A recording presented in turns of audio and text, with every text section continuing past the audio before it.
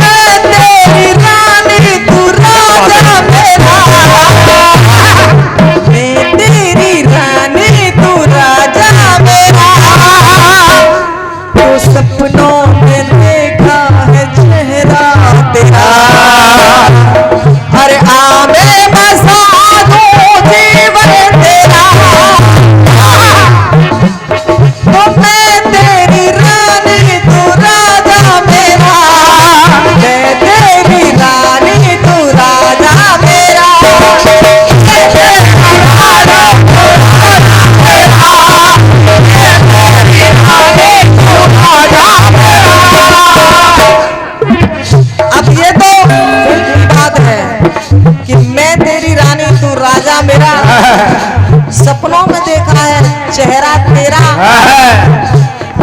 साधु में जीवन तेरा। लेकिन यहाँ भगवान की जो भक्तों पे अनजाने में भी कृपा हुई है। देखिए, एक तो होता है कि दिन रात पूजा पाठ कर रहा है, यत्न कर रहा है भगवान को पाने का, लाखों करोड़ों वर्ष हो जाते हैं। भागवत में एक चैप्टर भी आता है कि प्रचेताओं ने 10,000 वर्ष तक तपस्याएं की। किसके लिए की? एक सुंदर सुयोग्य पत्नी प्राप्त हो जाए। तो 10,000 तपस्या की, 10,000 वर्षों तक, वो भी कैसे? पानी में खड़े होकर। ये 10 मिनट अगर सर्दी में किसी को खड़ा कर दिया जाए तो निमोनिया हो जाएगा। लेकिन उन्होंने 10 वर्ष तपस्या की, 10,000 वर्ष तपस्या की और भगवान को प्राप्त किया, उनके आशीर्वाद से पत्नी को प्राप्त किया। लेकिन बात ये नहीं है, बात ये है कि उन्होंने यत्न किया तो भगवान को प्राप्त किया। लेकिन यहाँ पर मैं जो भक्त आपको बता रही हूँ, उन्होंने यत्न से नहीं, गलती से कुछ सुकृत्य हो गए उससे ही भगवान को प्राप्त कर। कैसे सुनिएगा कि समय सबका बदलता है और समय पर तकदीर बदल जाती है। आईना वही रहता है मगर देखने वाले की तस्वीर बदल जाती है। और तब कहा कि चोर और जुआरी भी राजा बने। चोर उचक्के जुआ खेलने वाले राजा बने। अब बताओ जो रोज चोरी कर रहे हैं वो राजा बन रहे हैं, जुआ खेल रहे हैं, भगवान ने उनको राजा बना दिया। क्या विचार है। और यार ढोलक बजा बजा के मरे जा रहे हैं यहाँ ये हल्ला मचा मचा के मरे जा रहे हैं, लेकिन सीताराम बच्चा तो ऐसा क्या किया उन्होंने।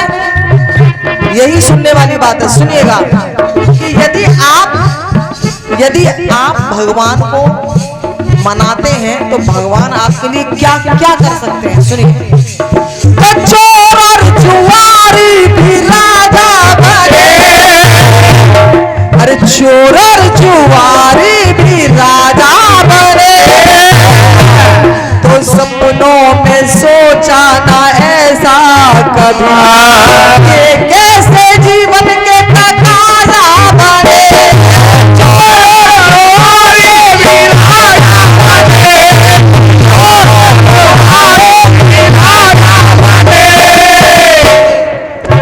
चोर और जुआरी भी राजा बने। सपनों में सोचा ना ऐसा कभी। अरे देखो तो सही जीवन के ये कैसे तकाजा बने। तो एक चोर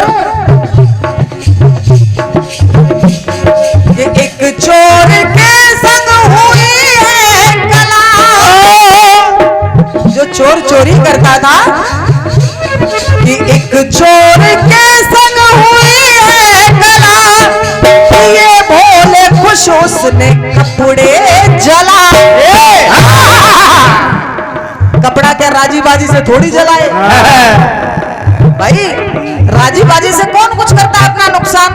वो भी चोर ना ना ना। कपड़े क्यों जलाए वो सुनिएगा। एक चोर चोरी करने गया और चोरी करने शिव मंदिर में चला गया। अब जब शिव मंदिर में अंदर घुसा तो अंधेरा था। सौभाग्य से उस दिन प्रदोष था। उस दिन प्रदोष था। प्रदोष का व्रत आता है महीने में एक बार, देखिए कैलेंडर में रखा कीजिए सभी लोग। तो सौभाग्य से उस दिन प्रदोष था और चोर चोरी करने शिव मंदिर में गया था। अब सौभाग्य से अंधेरा भी था। अब जो चोरी का माल है वो अंधेरे में नजर नहीं आ रहा है। अब जुगाड़ कैसे बने। तो कपड़े रखे, कपड़ों में आग लगा दी कि सब चमक जाएगा। रोशनी कर ली। तो कपड़े जला के रोशनी जैसे ही की तो भगवान स्वयंभू प्रकट हो गए और बोले कि अरे वाह, तूने तो मेरे घर को आज प्रदोष के दिन रोशन कर दिया।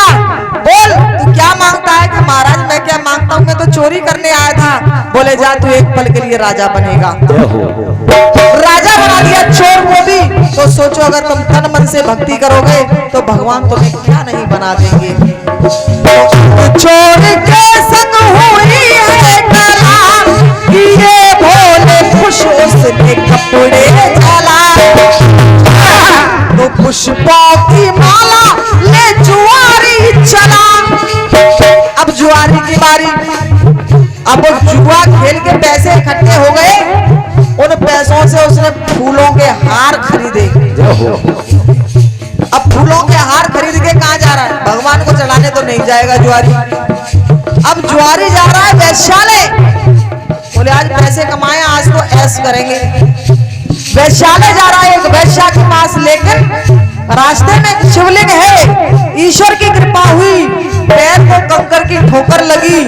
जुआरी के हाथ में जो माला थी वो भगवान शिव के गले में गिरी और उसका माथा शिवलिंग में लगा। प्राण निकल गए, लेकिन भगवान ने उसको भी राजा बना दिया। बोले तूने गलती से ही सही, लेकिन जीवन में एक बार मेरी भक्ति की है, जा तू राजा बनेगा। जय हो। तो एक चोर के संग हुई है कला, कि ये भोले खुश उसने कपड़े गला। पुष्पों की माला ले जुआरी चला, शिव को समर्पित हुआ है भला। तो मेरे भाइयों, कि चोर और जुआरी के भी काजा बने, हाँ चोर और जुआरी के भी काजा बने। तो सपनों में सोचा न ऐसा था, कि कैसे जीवन के तकाजा बने।